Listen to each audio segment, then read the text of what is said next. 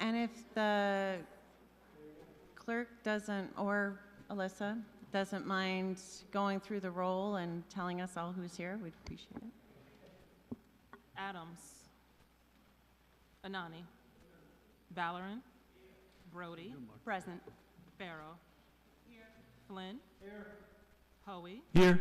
Johnson. Jones. Present. Oh, that would have been really bad. Keegan. Thank you, Mark. Here. Lumpkin. Present. Powell. Present. Robinson. Hi. Williamson. Zamer.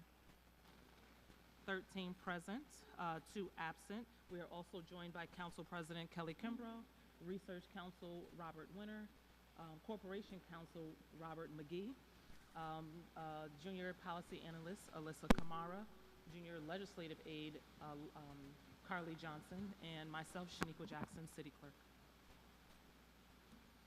Excellent. Thank you so much, everyone. So we'll go through the agenda. Tonight, for approval of minutes from previous meetings, we have the January 5th, 2026, I believe, minutes. We'll also be introducing a law via majority consent. That is Councilmember Zamer's local law amending Article 3, which provides an increase in the maximum exemption percentage levels applicable to the exemption for senior citizens. That will be referred to finance. We did have a quick rundown from Councilmember Keegan last week, but Councilmember Zamer, did you want to speak to it briefly? Nope, not necessary. Thank you. This is to provide additional exemptions that are allowed to New York State law. We do have a timetable for this, which is why we've emceed it. We wanted to make sure that it was able to go to committee. Councilmember Keegan? Yes, and I know that we had discussed at a caucus last week wanting to combine all of the finance legislation into one meeting.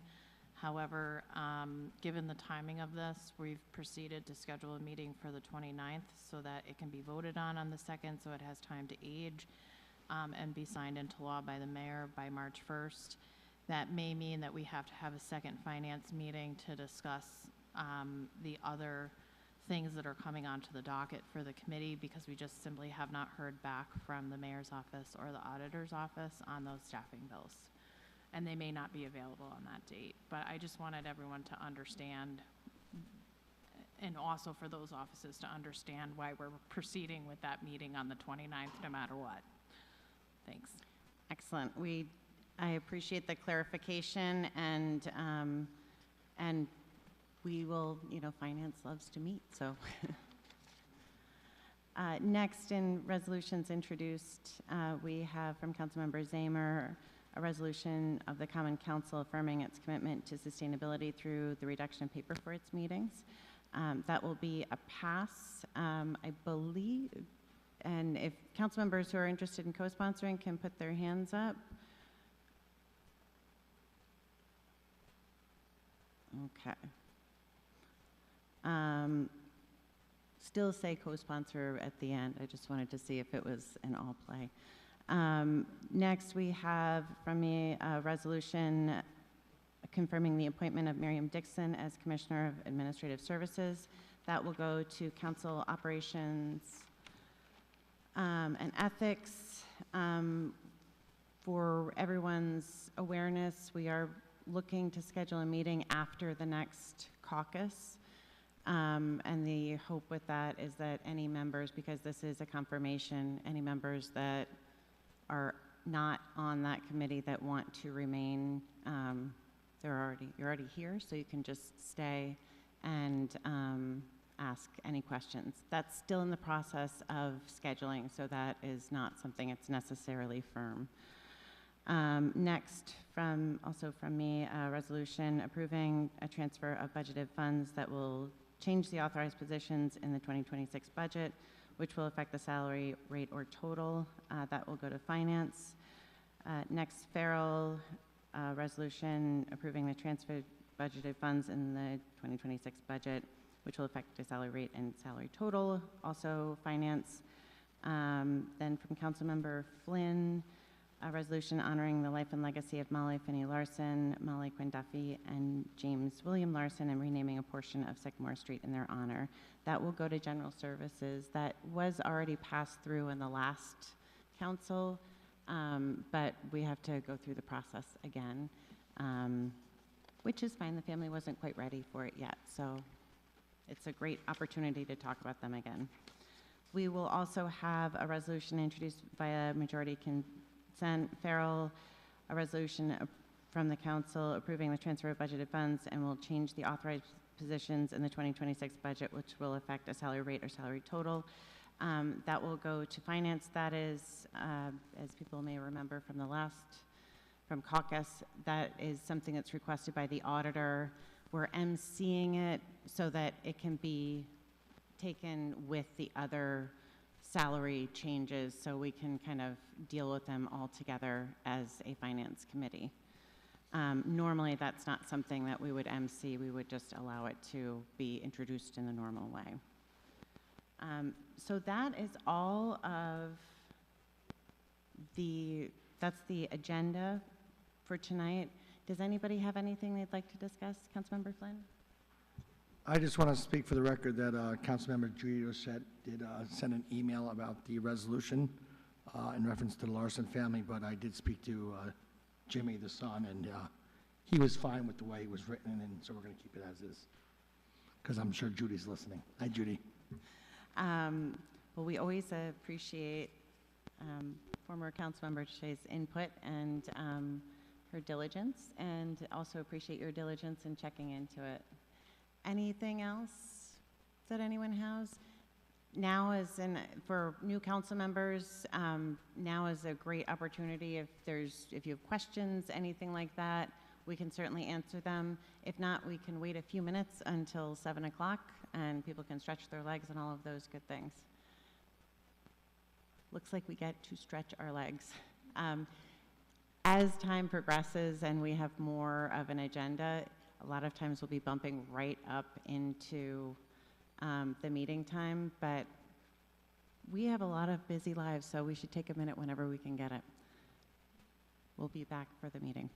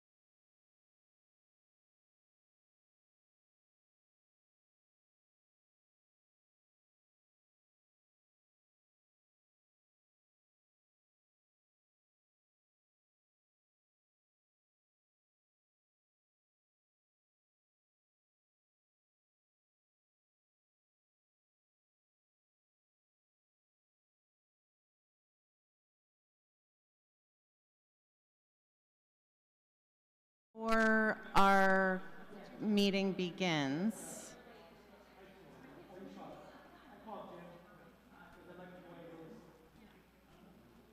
just one quick thing that I missed in our meeting. We'll also be voting for the new position, the majority whip tonight. That will be done the same way we did the last leadership positions in the resolution part. A quick reminder, should there be multiple people that are nominated, please only vote yes one time. So plan out your vote and vote for that, because if you vote yes more than once, then you might not be voting.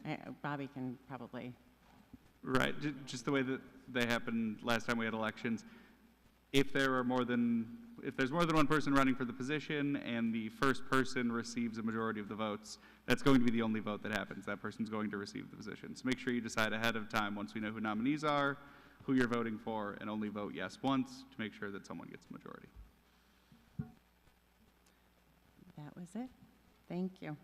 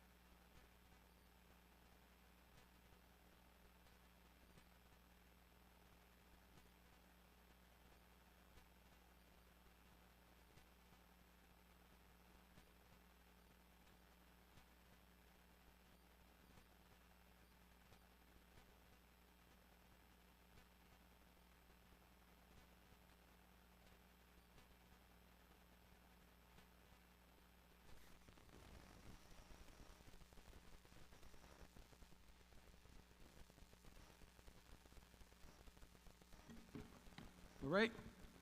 Welcome, everyone, to the Thursday, January 22nd meeting of the Albany Common Council. Madam Clerk, please call the roll. Adams. Anani. Valorant. Present. Brody. Present. Farrow. Here. Flynn. Here. Hoey. Present. Johnson. Present. Keegan. Oh, excuse Here. me. Jones. Present. Keegan, Here. Lumpkin, Present. Powell, Robinson, Williamson, Present. Zamer. Present.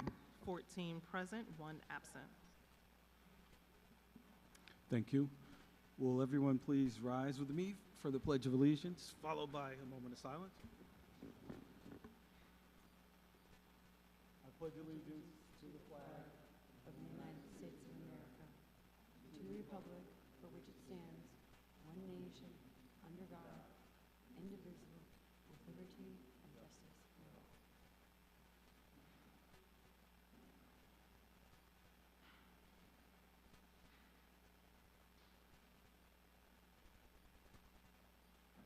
Thank you.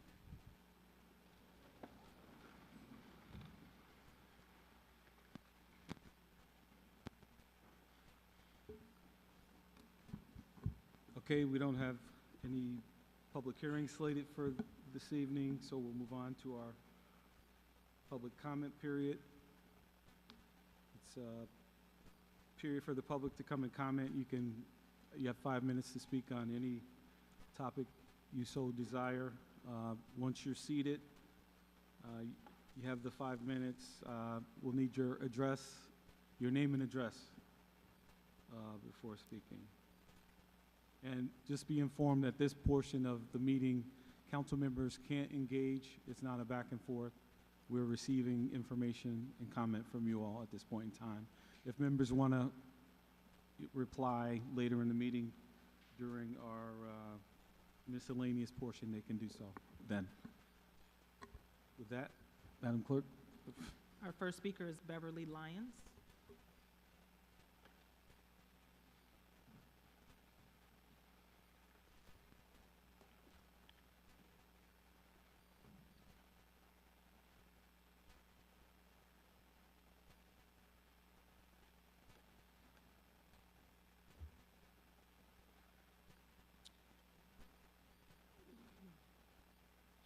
Yeah, you can start. Hi, Yes. my name is Beverly Lyons, and I live in West Hills. And I had a bad experience upon going to West Hill Community, the community center. We were going to have a meeting there, and when we got there, we was told that we couldn't have the meeting because we would be a liability. But at the same time, there was kids there was employees there, so if we was a liability, everybody that was in there, it was a liability. We was told that it was a soft, opening. Well, upon leaving out of the center, on the inside gate of the center, was 2 employees smoking cannabis. But they were on the inside of the gate of the community, and that shouldn't happen. Not when they gotta go back inside and work with these kids, and work amongst other people that's in there. That's the thing, that's supposed to be a safe haven for our kids. And to experience that was disappointing. We never thought that would happen. And something have to happen about it because there's kids there. You don't want an employee, regardless of who it is, working with your kids and our kids under the influence of cannabis. It was shocking, but it happened, and it was very disappointing to our group because we didn't even get to hold our meeting. And it's a sad thing. Something needs to change or to be done about it. That's all I have to say. Okay, thank you, ma'am. Next speaker is Cheryl DaCosta.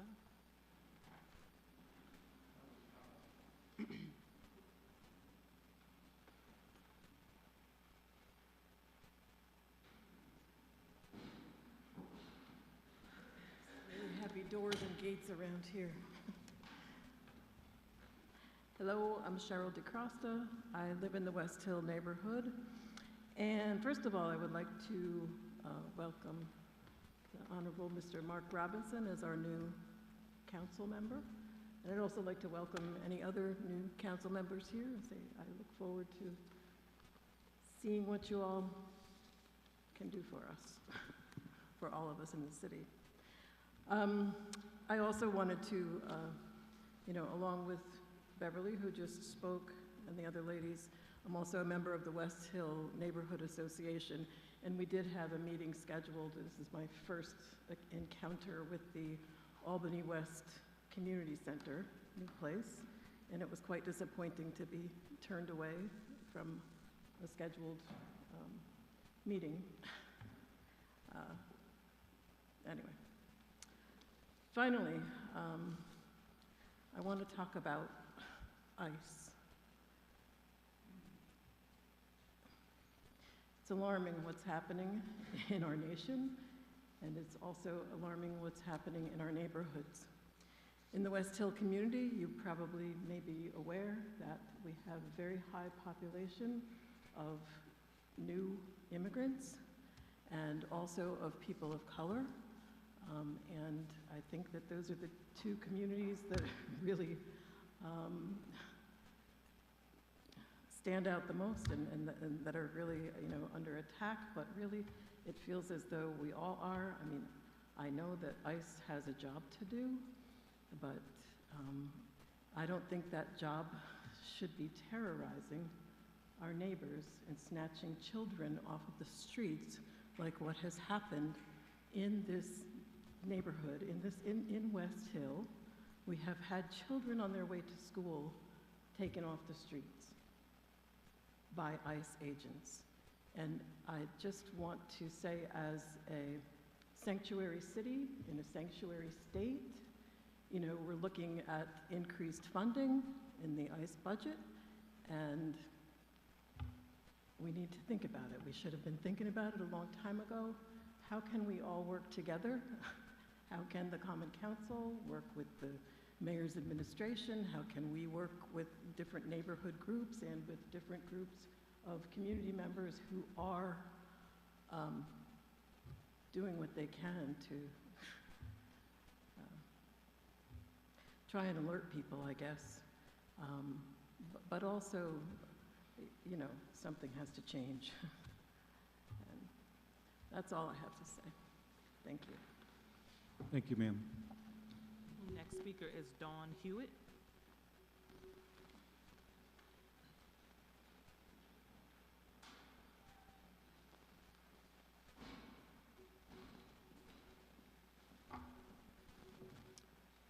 Good evening, everyone. My name is Dawn Hewitt, and I am from the West Hill neighborhood. I have 3 issues. The same is with the community center, and it's disappointing, it's shocking, because the neighborhood is already being talked about and looked down, and then having something to enhance our community. Now we have city employees.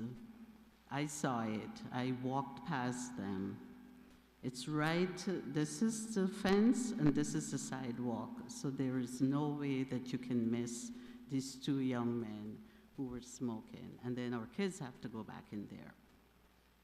The other thing I want to talk about, I live on 2nd Street for the longest, and we have alternate parking. The community has changed. There are a lot of tenants, landlords, and there's so many cars in the street. Tonight I took a ride from one of my neighbors, from Miss Sherry, because if I go back home, I wouldn't get a parking. The parking is from 6 p.m. this evening to 6 p.m. tomorrow afternoon. And that's today, and then it's tomorrow. So if you go home at a certain time, you cannot find any parking. You have to go all the way over on Lake Street to the other side, because now they're tenants, they're not single-family home, and so people have more than 1 cars. And so I'm a senior citizen, I'm 69 years old. That's not fair to homeowners that you can't come home. Can it not change? Right over on 3rd Street, Between Lake and Judson, it's 6 or 7 p.m. in the afternoon to 7 a.m. in the morning. The cleaning trucks pass by 1 a.m., but we are just stuck on one side of the street for 24 hours. So that's my one other issue. The other issue is ICE. Again, I lived in the same neighborhood. I looked Hispanic, but I'm not. I'm an American citizen. Since this started, when I got my passport, I got a passport card that I carry with me all the time. Because if today I was in Lowe's and somebody thought that I was Hispanic, so if people are thinking that I am Hispanic and I look Hispanic, which I'm not, then I could be one innocent American being grabbed off the streets. And it's not fair for us, it's not fair because I was an immigrant and I came here. We all came here for a better living. And immigrants put a lot into our communities. I've never been on any social service. We have always worked. The immigrant community has always worked. So now that we're being, because I still think of myself as an immigrant, also as an American, and it's just not fair. So whether it's with the governor or whoever, if you guys could please help our brothers and sisters who are coming here for a better living and also are working very hard. Thank you. Thank you, ma'am. Next speaker is Sharon Davis.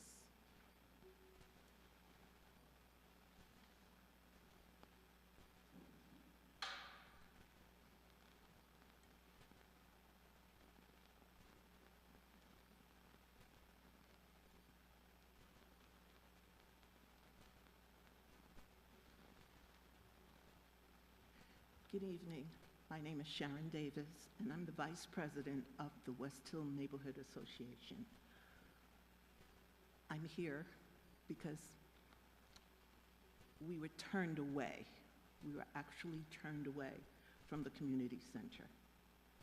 This is a center that the West Hill community, and there's a number of us here who actually fought to have that community center established. It was supposed to be a safe haven for our children. We, 7 women who went there to have a meeting, was actually turned away. We were told we were a liability. 7 women. We were not even allowed to sit in the lobby to hold our meeting. But this is our community. This is a community center that we fought to have. If we were a liability, then how are you holding programs there? You have a senior program there, and you have an after-school program there. But our children in West Hill are put on waiting lists. We are not allowed in that community center.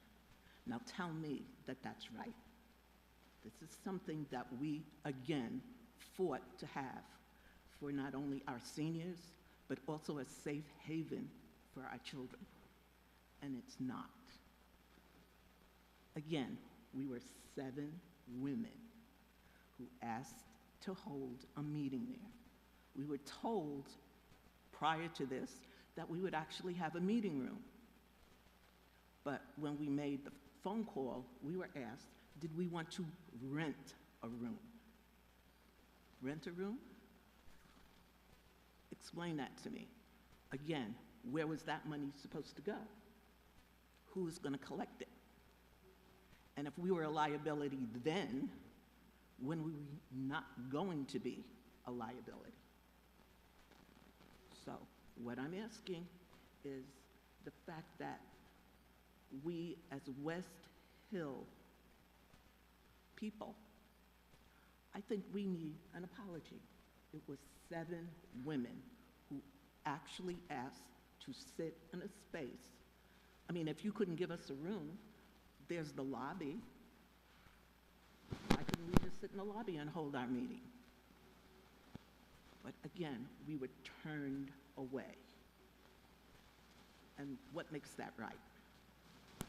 Now, again, if our children can't go there because they are now on a waiting list and they are actually occupants or they live in West Hill, but we're being put on a waiting list where there are other programs being held there for other children. There are programs being held there for seniors that are not part of West Hill. What makes that right?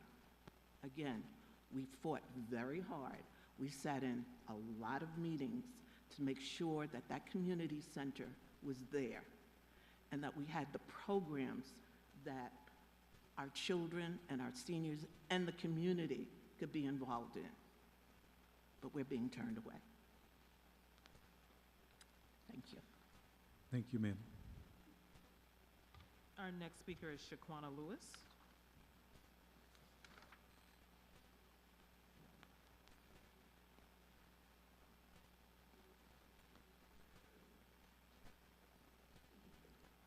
Good evening, my name is Shaquana Lewis.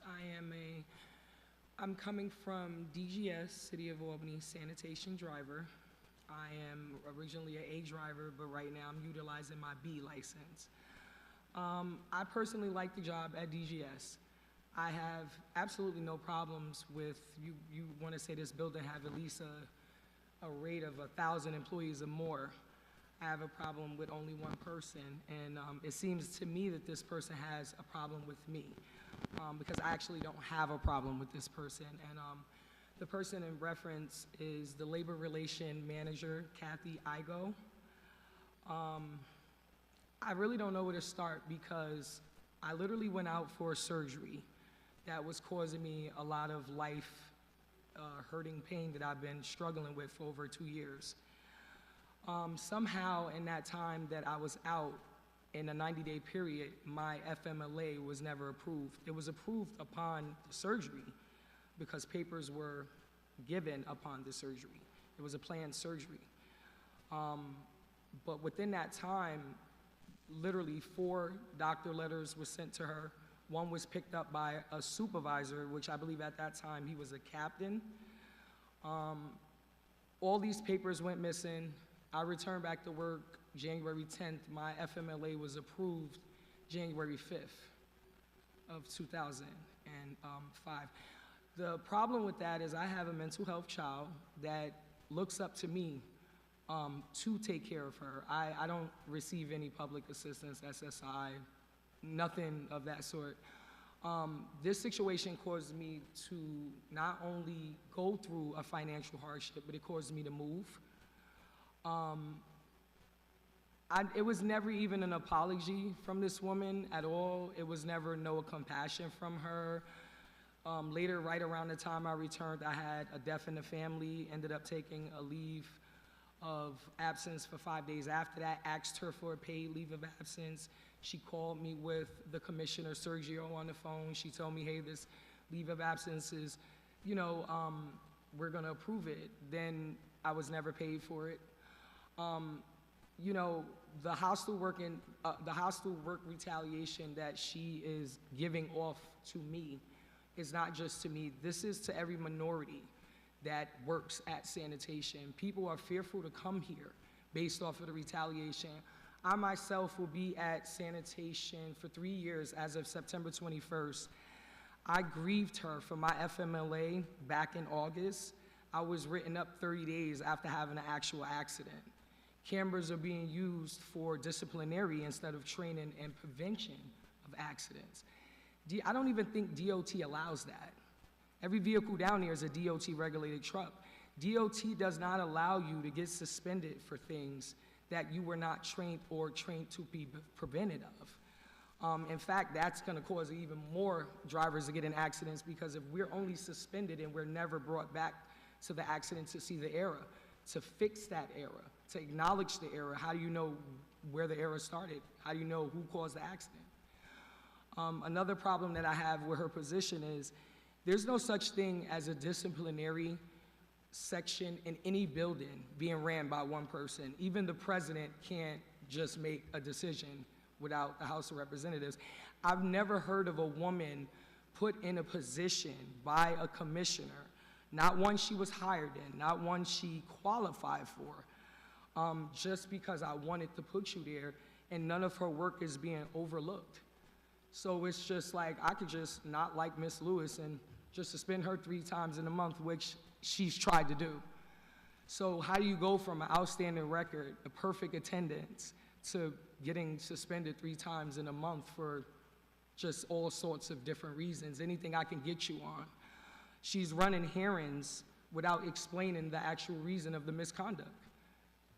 To me, that is, I don't even know how can you run a hearing. If you serve me a disciplinary action paper and I come in with my union and we're here to hear about this disciplinary, how are you more silent than me, and you're the one that served me the action? You had to find it somewhere in order to serve it to me. Instead of actually explaining things, she feels that being unpleasant, being rude, and being disrespectful is the proper way to hold her job. Being biased, having favorites, and being racist is the way that she continues to go. For me, I'm not gonna have it. I've filed a federal report against her.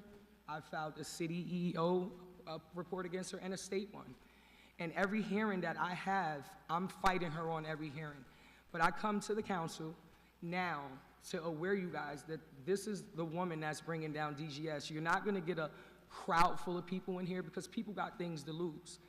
On the other hand, I'm an A driver. I can get a job in the next day. Some people down there, they just really can't do that. Unfortunately, the Your work. time has expired. Oh, My thank you, apologies. sir. The next speaker is Michael Simile. I'm sorry about that.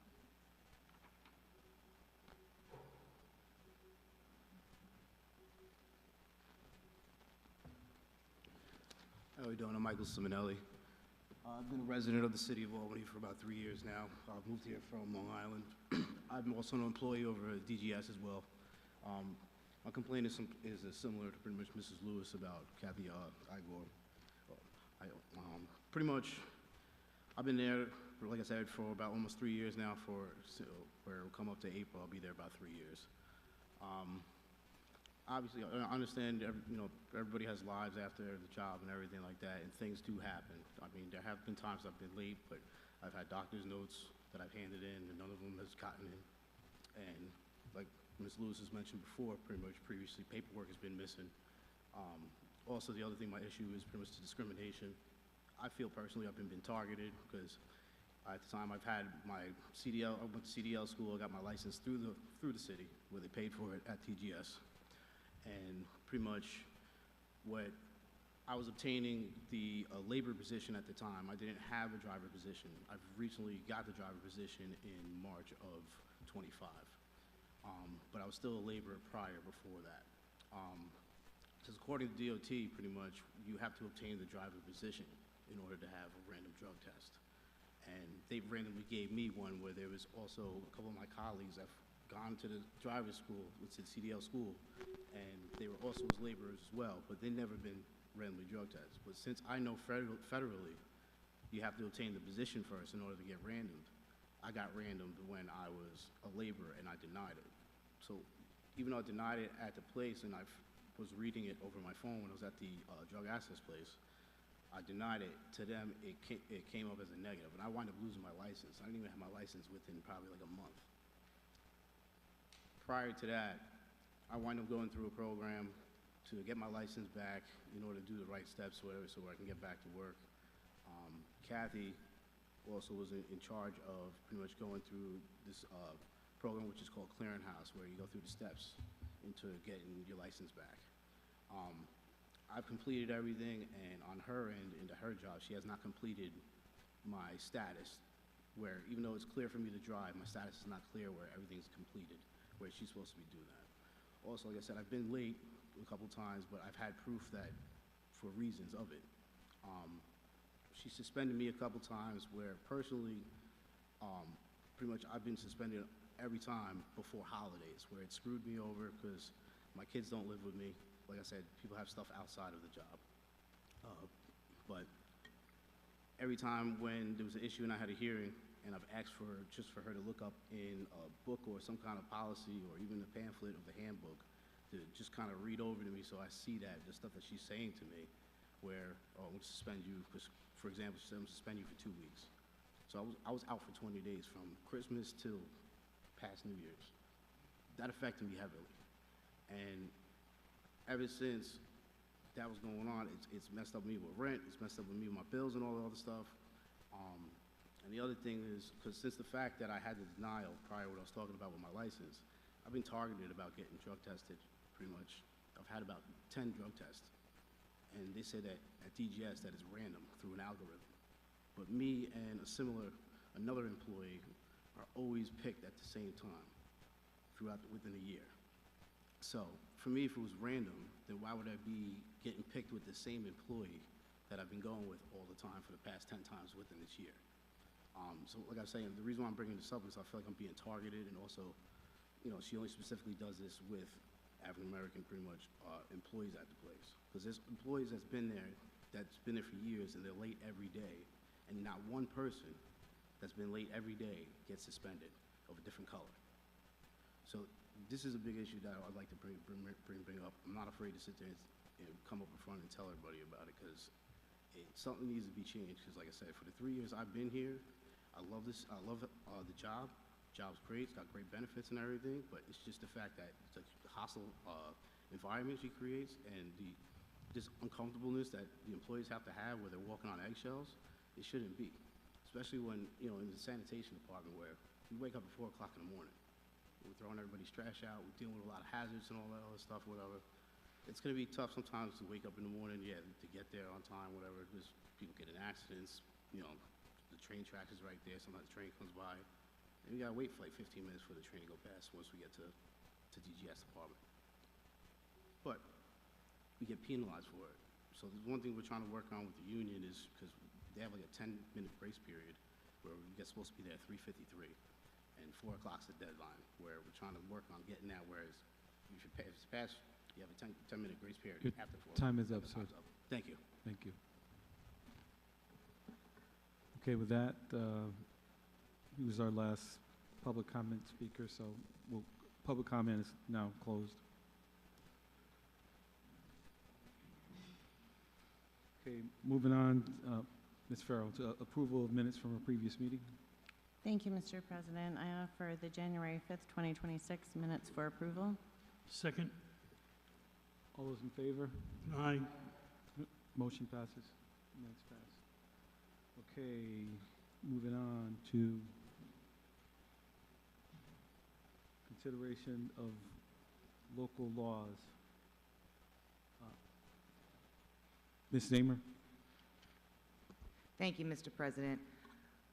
I notice local law A of 2026 and ask for its introduction and passage by majority consent. We'll have to add it by Majority consent. So, Ms. Farrell? Okay. Oh, you have to do that first, okay. Thank you, Mr. President. I move that local law A of 2026 be added to the agenda by majority consent. In a second? All in favor? Okay, motion passes. Now, Ms. Zamer, apologize. Thank you, Mr. President. I noticed local law A of 2026 and ask for its passage by majority. No, I don't even need to do majority consent. Introduction. Ask for its Introduction. passage. Madam Clerk? Local Law A of 2026, a local law amending Article 3, Senior Citizens Tax Exemption of Chapter 333, Taxation of the Code of the City of Albany to increase the maximum exemption percentage levels applicable to the exemptions, excuse me. Ms. Farrell? That will go to finance. Thank you. Referral to finance. And the rest of the resolution, the rest of the local laws are, well, there aren't any other ones, so, but they're all held. They're all held. Okay, thank you. We have reports of standing committees. I think we may have had one. Mr. Flynn? Yeah, the General Service Committee will meet February 2nd at 6 p.m. to discuss Resolution 612-26R in reference to the Larson family. Thank you. Thank you, Mr. Flynn. Anyone else? No? Okay. Ms. Keegan? Thank you. Finance will be meeting on January 29th to discuss local law A of 2026, as well as, hold on one second, Resolution 71226R, Resolution 41226R, Resolution 51226R, and I believe that's it, just those three staffing. Resolutions, we have invited both the auditor's office and the mayor's office. If they are not in attendance on the 29th, those three resolutions will be held and discussed at a later date. Thank you. Okay. Anyone else? No? Okay. All right, moving on.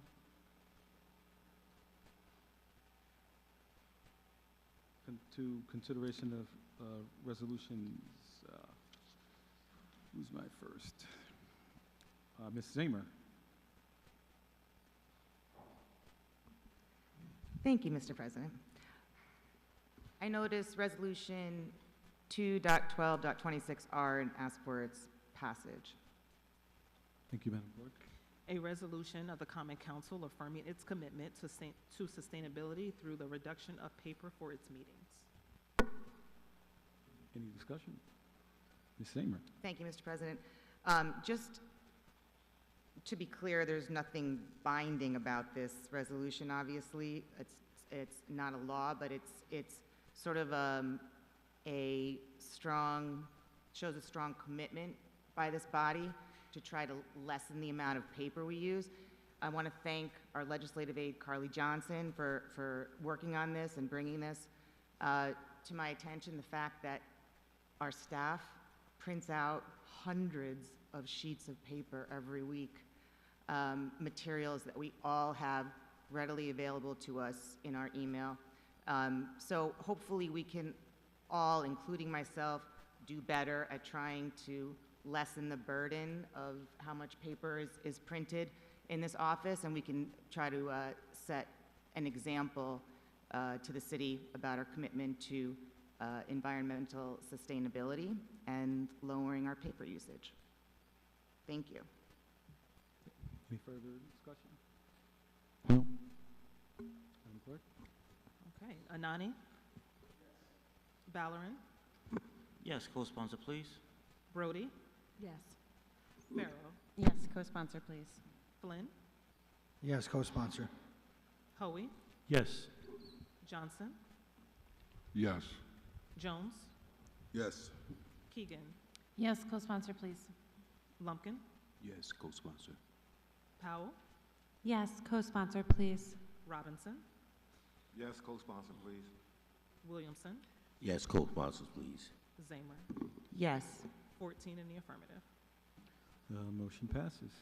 Thank you, Ms. Zamer.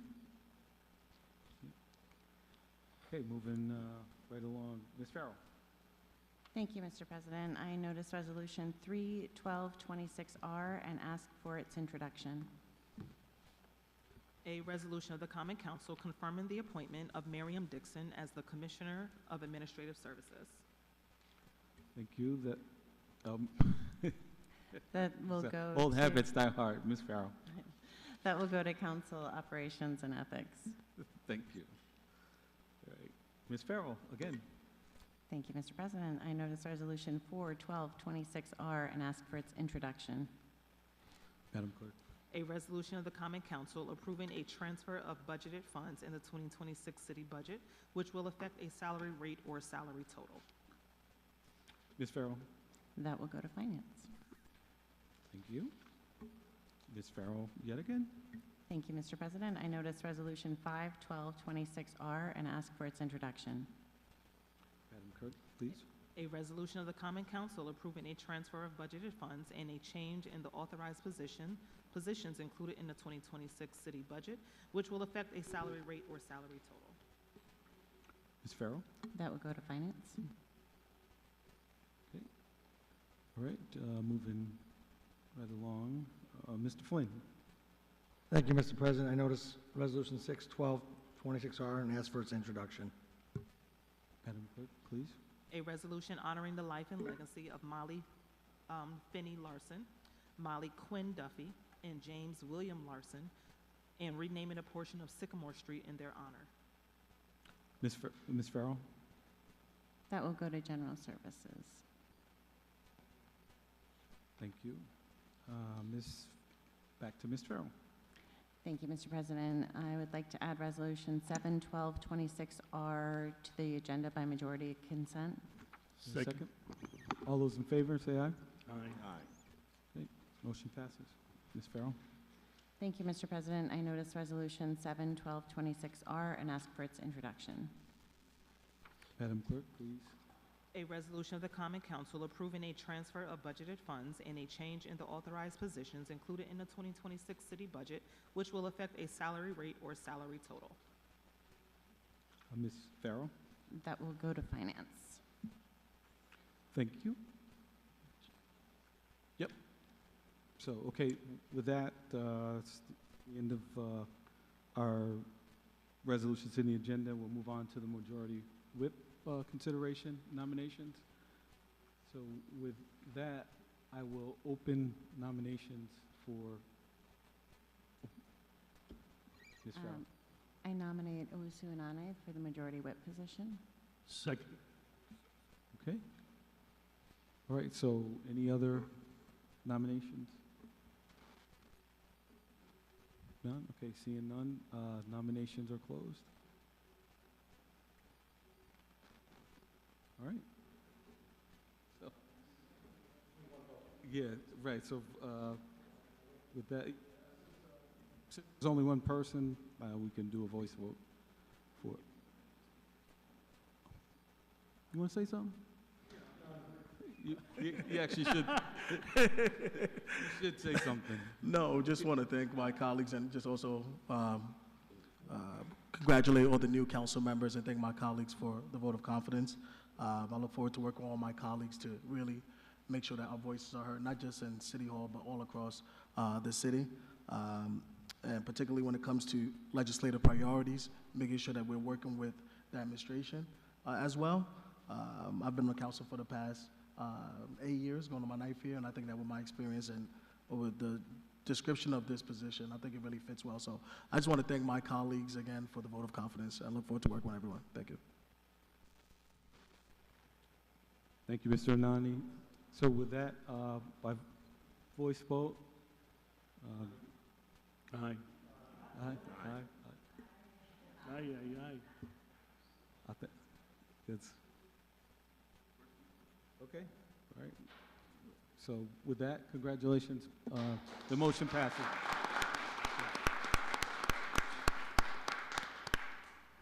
Okay. So that's on to Ms. Farrell on the resolutions. The rest of the resolutions are held, although I don't believe we have any other ones.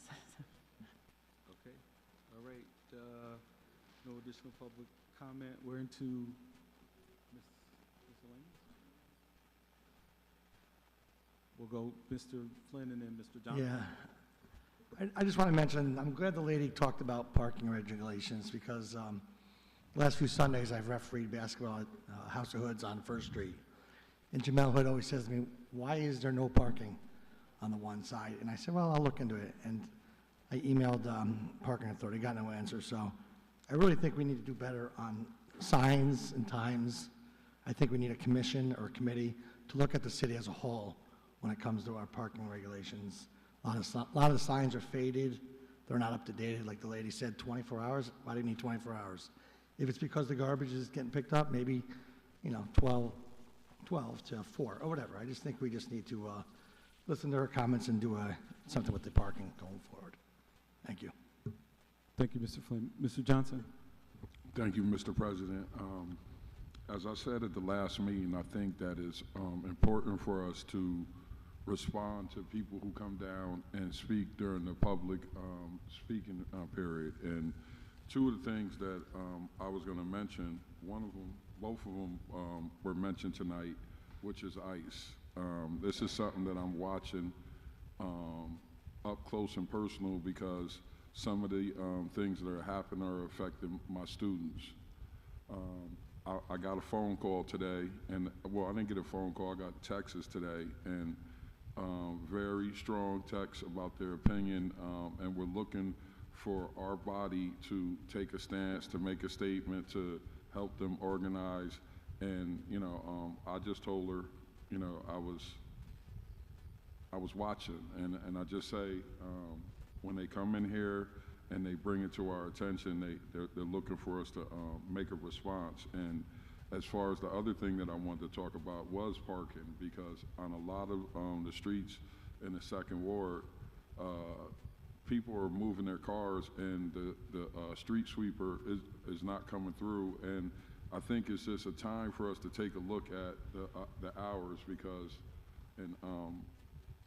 many neighborhoods have grown from renters and from people having multiple cars. So, you know, people pay to be able to park in areas, and I think that we should revisit and take a look at what's best for not only the city to be able to service the communities, but what's best for the residents that live in those communities. And, you know, we don't want to have senior citizens having to walk a long way if they don't have to. And I just think that it's time for us to take a look at that, and also address when council people call transportation, they should get a return phone call. And I know, you know, I've gone years without getting a return call, and I shouldn't have to call the chief to get somebody to respond back to me from streets, whatever that department is. And I'll just say from Bill Trudeau, he should be responding to people's calls. It shouldn't be a citywide thing that knows that he's not going to respond. And I'm not trying to call anybody out, but, you know, this is something that's important. People are complaining about issues that they're having on their streets, and I would like to see those calls get returned. Thank you. Okay, Ms. Keegan and then Mr. Robinson. Thank you, Mr. President. I'm glad that we're finally having a discussion about parking, because that has been an issue of mine since I was elected last session. I just wanted to note for some context and background that we did attempt in the engineering department bill to curtail the parking rules in the city of Albany, and it was decided and determined at the time that we were working on that bill that it was going to get vetoed if we included that information. But I already have a bill that would put the city in the position to only be able to do alternate side parking in accordance with street sweeping. And I am one of those districts where almost every single street requires that people move their cars every single day for alternate side parking. Also, just for background and context, the Parking Authority did provide the city with $250,000 in 2019 to do a parking study. So the data on the parking rules exists somewheres. They just have not done anything with that data. And one of the other major issues that I have identified and noticed is that while we allow for ADA parking for those with certain types of disabilities in proximity to their home, when there is alternate side parking or snow emergencies, that ADA parking is not accessible on the opposite side of the street to those individuals. So they are at least once a week and more often in the winter unable to be able to take advantage of the accommodation that the city has already identified and provided. So that is also an issue that I have been trying to work on and rectify with the city. So if anybody wants to talk with me offline about what we were working on in that legislation, I'm happy to work with folks behind the scenes on the parking issues. Thank you. Mr. Robinson. Thank you, Mr. President. Before I begin my discussing with the West Hill Center. I definitely want to actually reflect on Councilman Johnson's sentiments about when constituents come and they take their time out of their busy lives to come in front of us and speak their concerns. It's very important for us to take them concerns serious. You know, we are a body of 15 Democrats, and working together is very important, really, to move our city forward. And when I got the call as far as what took place at the West Hill the West Hill Center, my first conversation was the outgoing mayor. That was her project. So she wanted to see that ribbon cutting.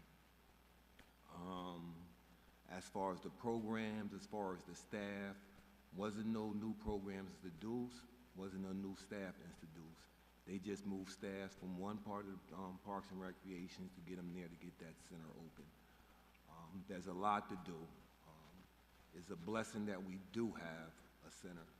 I grew up in that center when it was called the Albany Boys and Girls Club. I know how important, how pivotal it is in that particular neighborhood to make sure that that center is ran by those who live in that neighborhood. I know how important it is because you don't want our children to come to that neighborhood and see employees, and then once they leave the neighborhood, when they leave the center, they don't have interaction with them employees.